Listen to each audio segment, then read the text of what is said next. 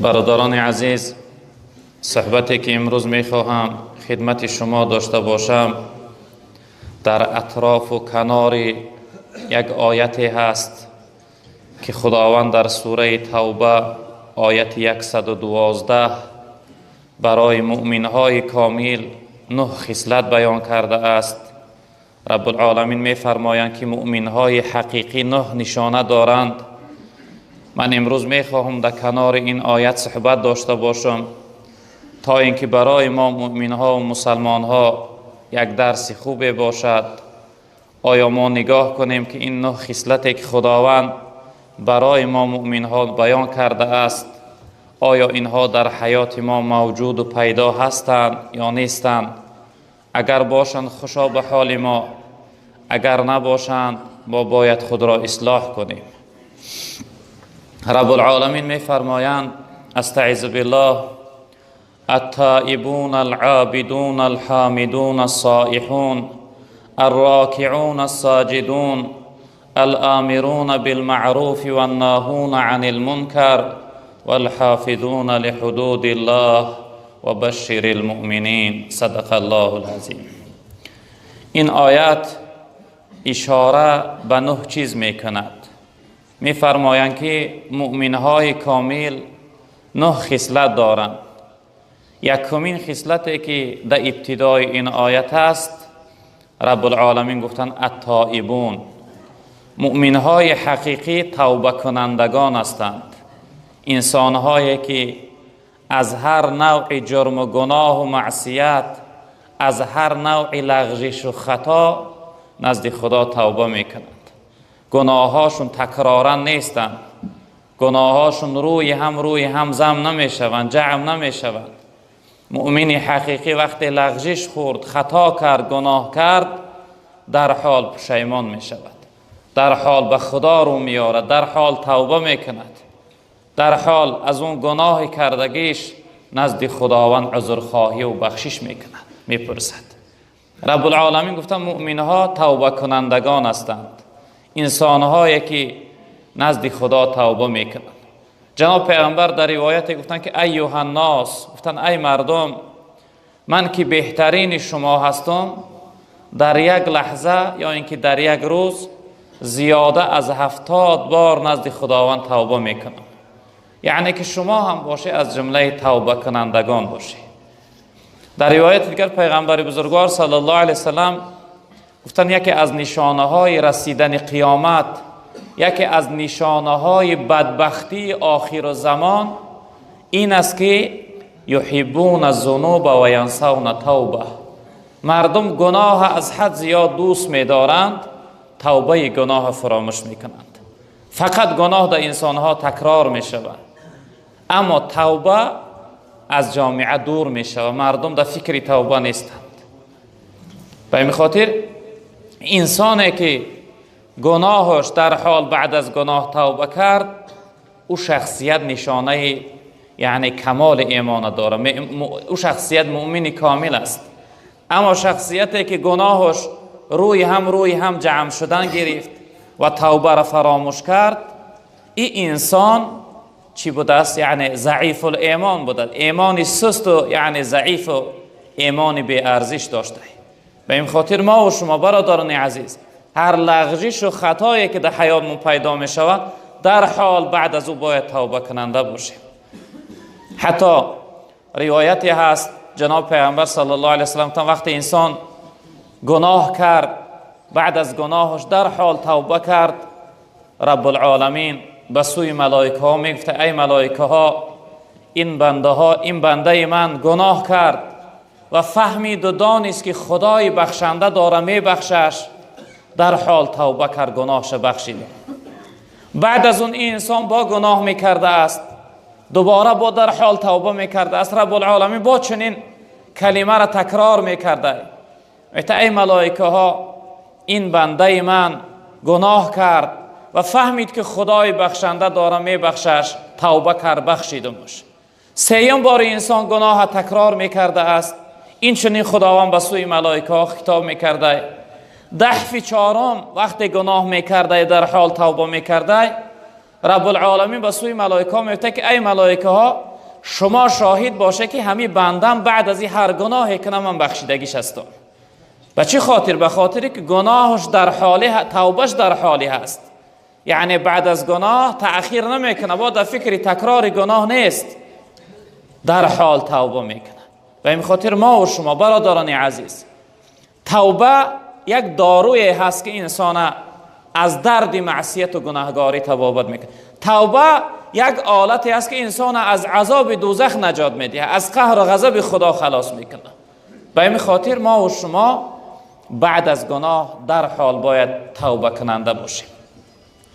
دویم نشانه کمال ایمان، پیغمبر بزرگوار خداوند در قرآن گفتن که العابدون، بنده های واقعی و حقیقی خداوند عبادت کنندگان هستند.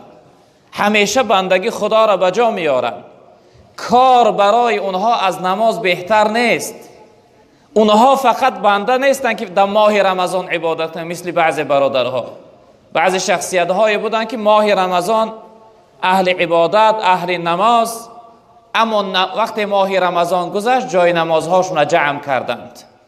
جای نمازها را جمع کردند تا رمضان دیگر مثل زنها بر این کسل زنانه میشن، حیض میبینند، نماز نمیخوانند دیگر، تا رمضان آینده نماز نمیخوانند. عبادت و بندگی خدا فقط در رمضان نیست برادر عزیز. رمضان فقط ماه فضیلت است، ماه زیادتی ثواب است. بندگی خدا همیشه دائمی هست، از روز بلاغت تا روزی که ملک الموت عزرائیل که بسیار نام آشنا داره، از شنیدنش تمام جسم و بدن در لرزه میزنه. وقتی که ملک الموت عزرائیل به سراغت میاد، تا همون لحظه را باید که عبادت و بندگی خدا را به جا بیاری. وعبد ربک حتی یأتیک الیقین، تا دم مرگ باید بنده باشی. بنده های حقیقی خدا عبادت کنندگان هستند. همیشه عبادت و بندگی خدا را از همه چیز پیشتر میدانند. نمیگن که امروز کار زیادتر است، نماز پیشین قضایی در خانه میخوانم. برادری عزیزی که در وقت نماز قضا میکنی و کار میکنی، همون پولی که، همون درآمدی که در وقت پیشین قضا کردن پیشین قضا کردی و کار کردی، همون پولی که برای تو درآمد شده، وای پول والله قسم برات حرام است. اون پول برای تو حرام است. امر خدا از همه امرها بالاتر است. رزاق و رزق دهنده تو الله رب العالمین است. میلیون انسان‌های هستند، میلیون انسان‌های هستند که اونها کار نمیکنن با خداوند و اینها را رزق داده است. بنده های واقعی و حقیقی پروردگار عبادت کنندگان هستند. در عبادت و بندگی خدا همیشه پیش قدمند، سستی ندارند. و دیگرش الحامدون، سیوم نشانه کمال ایمان.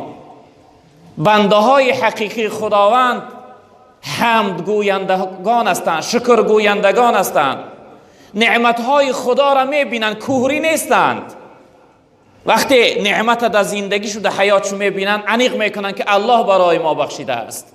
و ما بکم من نعمت فمن الله، هر چیزی که در ما هست، در اختیار ما هست از جانب الله رب العالمین. الله برای ما بخشیده است.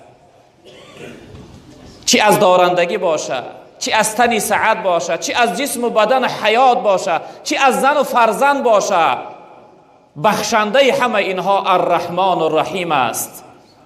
اون رحمانی که بخشنده نعمت ها هست، اون برای ما بخشیده است. و بنده حقیقی وقتی نعمت خدا را دید چی میگه؟ در تمام حالت میگه الحمدلله رب العالمین. ای پروردگار بی نهایت برای تو شکر، برای من چقدر نعمتی به حساب داده ای. بنده های شاکر هستند، بنده های حامد هستند، بنده های هستند که نعمت خدا را دیدند، در اصل نیکی و خوبی حیات از جانب خدا میدانند. و این تعدوا نعمت الله لا تحصوها، اگر ما نعمت های خدا را بشماریم، عدد کنیم، حساب اونها را به جا آورده نمیتوانیم. بکن شکرانه حق ای برادر، تو را بخشیده است نعمت سراسر. دو چشمی روشنی زیبا کی بخشید؟ دو چشم روشنی بینا کی بخشید؟ زبانی شیرینی گویا کی بخشید؟ کی بخشید برای تو؟ کی چشم داد میبینی؟ کی برای تو این نعمتها را بخشید؟ دو دست داد برداری به سویش، دو چشم داد سازی جستجویش، دو پایت داد تا سویش روی راه، زبانت داد هر دم گوی الله. برای غیبت نه، برای دشنام نه، برای تهمت نه، برای منت نه، برای چی؟ برای الله گفتم، برای سبحان الله، الحمدلله، لا اله الا الله. هر کدومش برای چیزی خلق شده است. پا برای چی؟ برای سوی خدا قدم زدن، سوی اطاعت و بندگی خدا قدم زدن. بنده حقیقی خدا شخصیتی است که این نعمت خدا را میبینه. این نعمتی که امروز داده است، چی از تنی سعد باشه، چی از دارندگی و فرزند، نعمت خدا را میبینه. در برابر این نعمتاش پروردگار شکرگزار است. میگه الحمدلله رب العالمین. ای پروردگار بی نهایت شکر برای تو، چقدر برای من نیکی و خوبی بخشیده. برایت خاطری شاد و لبی پرخنده میخواهد. عزیزی مهربانی من تو را او بنده میخواهد. بکاری بد همه نازی، بکاری بد همه نازی، حیاتی خیش میبازی، چرا با او نمیسازی؟ تو را آینده میخواهد. برای چی به خدا درست نمیکنی؟ در عبادت و بندگی خدا برای چی خدا درست نمیکنی؟ رب العالمین برای تو آینده میخواه، برای تو جنت میخواه، برای تو بخت سعادت دنیا و آخرت میخواه. برادری بزرگوار، اگر بنده الله شدی در دنیا و آخرت سلامت میمانی، در دنیا و آخرت بدبخت و خوار و رسوا نمیشوی. والله قسم هر چیزی که دلت میخواه به آرزو و مقصد دلت میرسی. اما سببی که امروز پریشانی، ناراحتی، غم داری، زندگیت پر مشقت شده است، سببش این است که از خدی کشیده الله بیرون شده ای، از بندگی الله بیرون شده ای. نمازی تو این اختیاری شده است برات، موافقی خواهی شد عبادت میکنی. باید خواهش تا نگاه نکنی، باید صاحب تا نگاه کنی. بنده نفس و خواهش نیست، تو بنده الله هستی. دیگر بنده حقیقی خداوند شخصیتی هست که در برابر نعمتهای خدا را شکر میگه، حمد میگه، نعمت خدا را میبینه و کوری نیست. و دیگرش الصائحون. صائحون مفسرین به معنای صائمون تفسیر کردند. بنده های حقیقی خدا شخصیت های روزگیرها هستند. روزه ماه رمضان روزه میگیرند، یا اینکه روزه نافله دارند. روزه دوشنبه و پنجشنبه که از جناب پیغمبر ثابت شده است، این سنت بجا میارند. بنده نفس نگشتند که بگن یک روز تا بگاه من طاقت نمیکنم. این روزه شش روزه که بعد از رمضان است، من امروز نگاه میکنم متاسفانه اکثر مردم روزه خور هستند. پیغمبر بزرگوار گفتن هر شخصیتی که این 6 روزه ماه شوال روزه بگیره، هر یک روزش ثواب 2 ماهه را داره. کسی این 6 روز روزه گرفت گویا تمام سالش روزه دار گذرانده است. 6 روز روزه گرفتن ثواب 1 ساله روزه گیری را داره.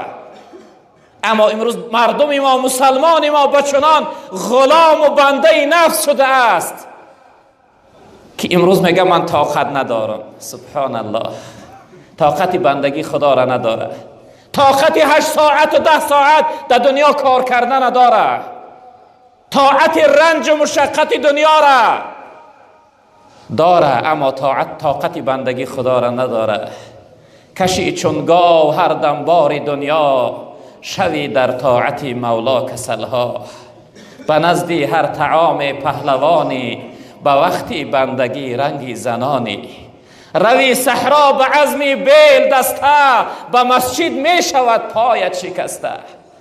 برادری بزرگوار، بنده های حقیقی پروردگار بنده های فرمانبردار هستند، پرهیزگارها هستند، روزگیرها هستند. 4 نشانش بود. 5 الراکعون، بنده های واقعی پروردگار رکوع کنندگان هستند، گردن خم کنندگان هستند. شخصیت هایی هستند که عبادت و بندگی خدا را به گردن میگیرند. سر اونها همیشه نزد الله رب العالمین خم هست. میگویند ای پروردگار هرچند امر عبادت و بندگی داری در گردن من بار کن، من عبادت و بندگی تو را به گردن میگیرم. بندگی خدا را بجا میارند. از بندگی خدا گردن کشی نمی کنند، سرکشی نمی کنند، نافرمان برداری نمی کنند. از ساجدون دیگرش بنده های حقیقی خداوند سجده کنندگان هستند. انسان هایی هستند که سر اونها یگانه نزد الله رب العالمین خم می شود، نزد هر شخصیت سر خم نمی کنند. یگانه از الله رب العالمین می ترسند. اون جایی که خیف دارن که همیشه قدرت و توانایی داره که ما را ذلیل و خوار و رسوا بگردانه الله رب العالمین است، این یقین میدانند. یگانه سری تعظیم و سری سجده نزد الله رب العالمین فرو می آرند. بنده های حقیقی خدا سجده کنندگان هستند، از خدا می ترسیدگی شخصیت ها هستند. دیگرش الامرون بالمعروف، بنده های حقیقی پروردگار امر معروف کنندگان هستند. برادران بزرگوار، شما فکر نکنید که فقط امر معروف کردن کار ایشان قاری میرون بگ است. شما فکر نکنید فقط امر معروف کردن کار عبدالقادر است. فقط امر معروف کردن کاری 4 طالب علم هست یا اهل علم است. این فکر نداشته باشه. هر کدام شما را خداوند مأمور گردانده است، وادار کرده است در قرآن که استعذ بالله کنتم خیر امت اخرجت للناس تأمرون بالمعروف و تنهون عن المنکر. ای امت محمد صلی الله علیه و سلم، شما بهترین امت در بین تمام امت های گذشته هسته. وظیفه شما امر معروف و نهی منکر است. اگر بینی که نابینا و چاه است و اگر خاموش بینشینی گناه است. برادری بزرگوار، هر یک مؤمن و مسلمان وظیفه داره که مردم امر به نیکی کنه. امر معروف معناش همی است یک انسان به سوی نیکی، به سوی عبادت و بندگی دعوت کردن. و ناهون عن المنکر، مردم از کارهای گناه و بد معن داشتند. میبینی یک برادرت در راه گناه رفته ساده است، باید معنش بداری، حق ایمان دارید است. من رأى منکم منکرا فلیغیره بیده. پیغمبر بزرگوار گفتن شما میبینی یک انسان کار گناه کرده ساده است، باید به دستت از گناه بیرونش کنی، معنش بداری. فإن لم يستطع فباللسانه، به دست نمیتوانی به زبان باید او را نصیحت کنی، بگوی برادر بزرگوار خیلی کاری بده کرده ساده، کاری گناه داری، این کار کرده ساده نافرمان برداری پروردگار است، این کار کرده ساده آخرش بدبختی و خاری و عذاب جهنم و دوزخ است، این کار نکن. فإن لم يستطع فبقلبه، به زبان گفته نمیتوانی، باید بدیل عملی وی بد ببینی. و ذالک اضعف الایمان، اگر این 3 خصلت نداشته باشی برادر بزرگوار، خیلی ایمانی ضعیف داشته ای، خیلی ایمانت ایمانی بی ارزش و سست و پس بوده ای. وظیفه هر یک مسلمان امر معروف و نهی منکر است برادر عزیز بزرگوار. این وظیفه را حتما باید بجا بیاری. حدی اقل نماز جمعه آمدنی شدی، یک دوست و برادر زنگ بزن، بگو برادر عزیز روز جمعه برات مبارک باشد، خداوند امروز برات روز عبادت و بندگی بگردانه. برادر عزیز که فراموش نکرده باش امروز جمعه هست، بیا نماز جمعه برویم. یا شخصیت در کنارت خواب است و یا از خواب بخیزم، بگو برادر عزیز بخی غسل که سر بدن بشو. برای مسلمان سنت است که هفتش 1 بار سر بدنش پاکیزه کنه و به سوی نماز جمعه روه. بخی سر بدن تا بشوده نماز جمعه برویم. امروز روز ذکر و یاد خدا است، امروز روز عبادت و بندگی خدا است. تنها باید نیای به سوی مسجد، حدی اقل شخصیت را همراه مسجد بیاری. و آخرش و حافظون لحدود الله، شخصیت هایی که مؤمنی حقیقی هستند حدود الله گفته مرز خدا را میگن، حد حکم و قانونی که خداوند یعنی امر کرده است ای را حفظ کردن، یعنی از خطی کشیده پروردگار بیرون برآوردن. هر چیزی خدا برات امر کرده است امر خدا را به جا آوردن. در تفسیر این آیت مفسرین یک حدیثی را مثال میارن. برادران بزرگوار، ما و شما در دنیا میبینیم دریاها هستند که حد و کنار ندارن، چقدر عظیم و بزرگ. وقتی در صحراها نشان میدهند چقدر شمالهای سخت میشود. برادری بزرگوار، اگر دریا پیش راهش بند بخوره، آبش از اون یعنی دریا بیرون شود، میدانی بروی عالم چی میآید؟ چند شهر را ویران میکنه. اگر دریا از خطی کشیده الله بیرون برآمد، چند آبادی ویران میکنه. اون شمال هایی که در صحراها میشوند، اگر اونها خداوند اون ملائکه که وابسته به شمال است امر کنه که این شمال به شهر پیرم ببره، ببین که چقدر شهر پیرم به خاک یکسان میشود. اون شمال فقط جاش اون صحرا و چول هست. چی نوعی که دریا اگر از جاش بیرون شد یک جای ویران میکنه، شمال اگر به سوی آبادی آمد ویرانه میکنه. برادری بزرگوار، اگر من و تو هم از خدی کشیدگی الله رب العالمین بیرون برآمدیم، ما هم یک عالمی را تبدیل میدهیم.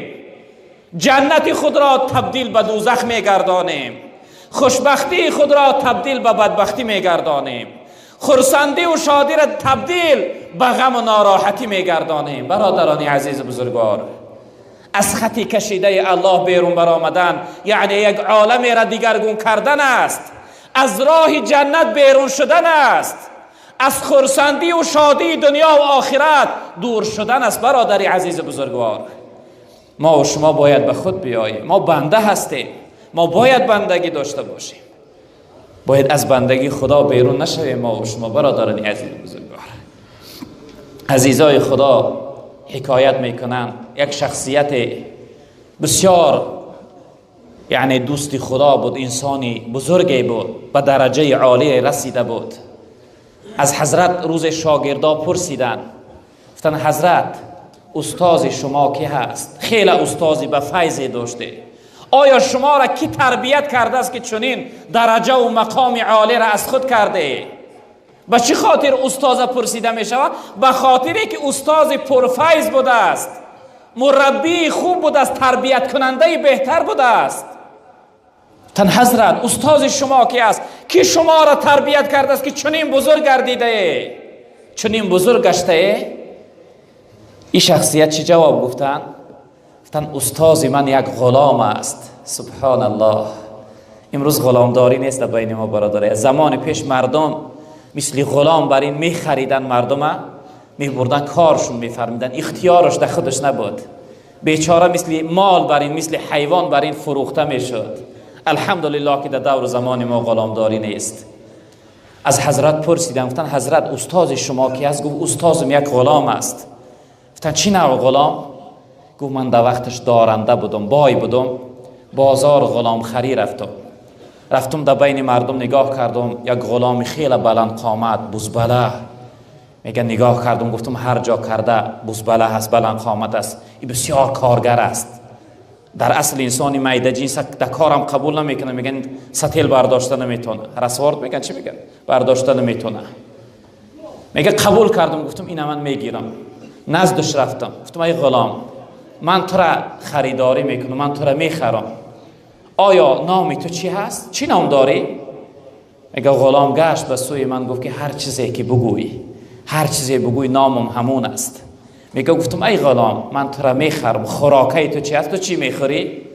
آیا عادتی که دائمی مولای پیشنه تو را طعام میداد چی بود؟ میگه غلام گشت گفت که هر چیزی که برام بودی، هر چیزی بودی خوراکی من همون است. بعد از آن گفت سیوم بار پرسیدم، تو ای غلام من تو را میخرم، خواهش تو چی است؟ گفت هر چیزی که تو بخواهی.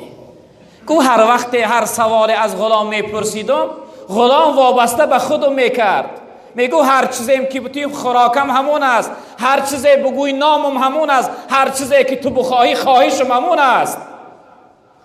بعد از آن میگه وقتی سوالها ما تیار کردم، غلام یک آهی سر کشید، گفت غلام چی و خواهشش چی؟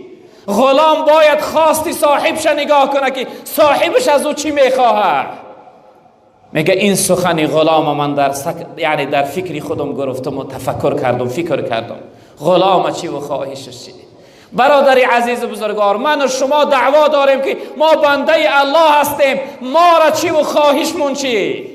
ما باید خواستی او را نگاه کنیم که او از ما چی میخواهد. الله رب العالمین از ما چی میخواهد، باید خواستی الله با جا بیاریم، نه اینکه خواستی یعنی شیطان و خواهش نفس و خواهش دیگر. ما بنده الله هستیم، باید ما بنده خوب باشیم، بندگی خدا را به خوبی به جا بیاریم. در آخر این آیت رب العالمین گفت و بشر المؤمنین، بشارت بده، بشارت ده مؤمنها را، مؤمنهای حقیقی را بشارتی به جنت، بشارتی به نجات، بشارتی به خوشبختی دنیا و آخرت. بشارت بده که اونها دنیا و آخرت خود را آباد کردند.